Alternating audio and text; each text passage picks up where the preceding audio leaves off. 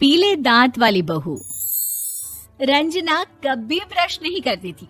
उसे कितनी बार उसके माँ बाप ने डांटा, लेकिन उसका कोई असर उस पर होता ही नहीं था, जिस कारण से उसके दांत पीले पीले हो जाते हैं। शादी के बाद।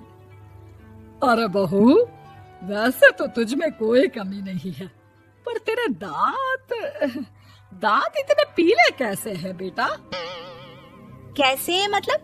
कोई सर्जरी थोड़ी ना कराई है। वो तो क्या नाम, मैं ब्रश नहीं करती थी तो पीले हो गए। अब क्या करूं?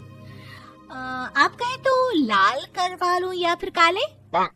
यार ये क्या है, क्यों माँ से लड़ रही हो? लड़ रही हूँ?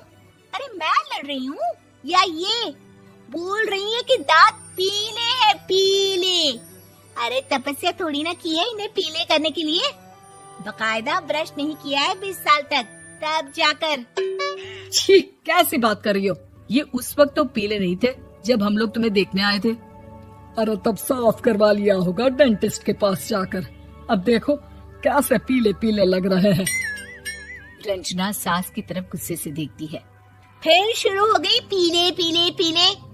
अरे पीले तो तब भी थे जब मेरे हाथ का रसगुल्ला उड़ा उड़ा कर खा रही थी और बोल रही थी, लड़की नहीं गुणों का खजाना दे रहे भाई साहब आप।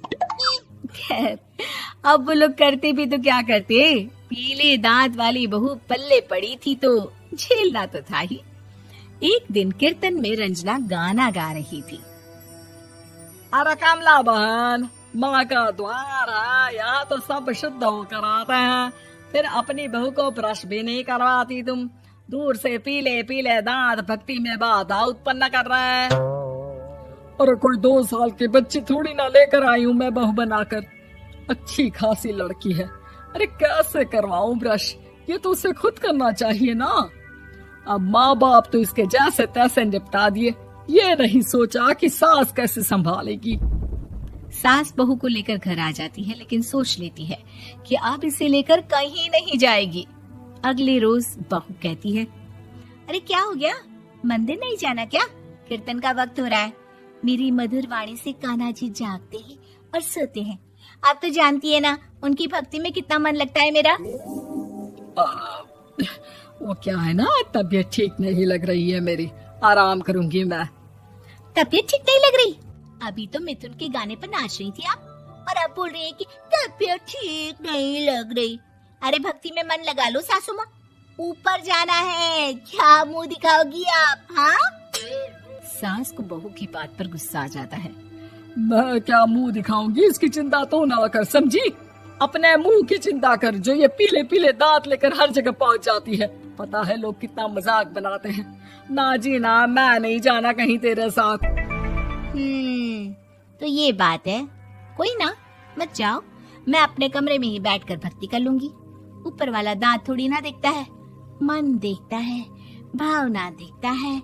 और अरे बस बस, तू सब कुछ दिखा, बस ये सफेद चमकदार दांत ना दिखाना किसी को, है? जा यहाँ से। बहू को सास की बात का कोई फर्क नहीं पड़ता, वो तो जैसी थी वैसी ही रह जाती है।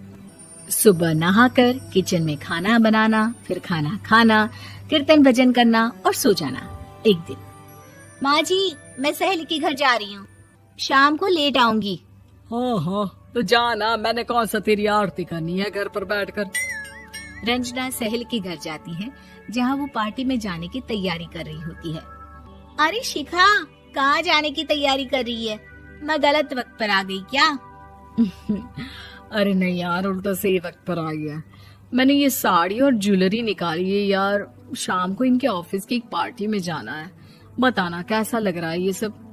नहीं यार, इस ड्रेस के साथ तो वो वाली ज्वेलरी अच्छी लगेगी। हाँ सही बोल रही है, मैंने ध्यान ही नहीं दिया। वैसे तो हमेशा से मस्त फैशन सेंस रखती है। तो बड़ा जाती होगी ना पति के साथ पार्टी में। रंजना कुछ नहीं बोलती, बस सोचती है कि यार काश ये बात सही हो जाती, पर मैं क्यों नहीं जाती पार्टी में? क्या इन लोगों की कोई पार्टी होती नहीं होगी? रंजना घर आती है और रात में पति से सवाल करती है, एक बात बताइए, आप मुझे किसी पार्टी में क्यों नहीं ले जाते? क्या आपके यहाँ ऑफिस में पार्टी नहीं होती? पति बेचारा क्या कहता कि दांत पीले हैं तुम्हारे इसलिए। अरे कोई पार्टी होती नहीं हम लोगों के ऑफिस में, तो कहाँ से लेकर जाऊं? और मार्केट, मॉल, कहीं वीकेंड घूमना, कहीं तो। अरे यार, सारे हफ्ते में एक छुट्टी मिलती है, तो सोचता हूँ कि आराम ही कर लूं। क्यों? रंजना मन मार के रह जाती है।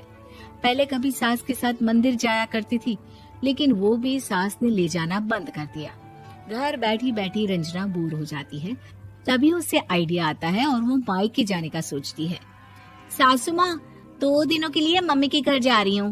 अच्छा अच्छा, ठीक है, आराम से जा। और हाँ, माँ से कुछ अच्छी आदत सीख कर आना कि कैसे शरीर के हर भाग की तरह दांतों की सफाई भी जरूरी होती है, समझी? शुरू हो गई ना आप। वो लोग आपकी तरह नहीं है कि छोटी छोटी बात का बतंगड़ बना दे। उन लोगों के लिए मैं मायने रखती हूँ, ना कि मेरे पीले पीले दांत। रंजना माँ को बिना बताए उन लोगों को सरप्राइज देती है, लेकिन जैसे ही वो दरवाजे पर पहुंचती है, अंदर देखती है कि घर वाले कहीं जा रहे होते हैं। अब माँ, काश रंजना दीदी के दांतों वाली प्रॉब्लम नहीं होती, तो वो भी हम लोगों के साथ चलती ना बुआ जी की बेटी की शादी में। हाँ बेटा, लेकिन अब उसे कौन समझाए कि उसको उसके पीले दांत नहीं दिखते, लेकिन उसके आसपास के लोगों को कितना एम्बैरेसिंग फील कराते हैं।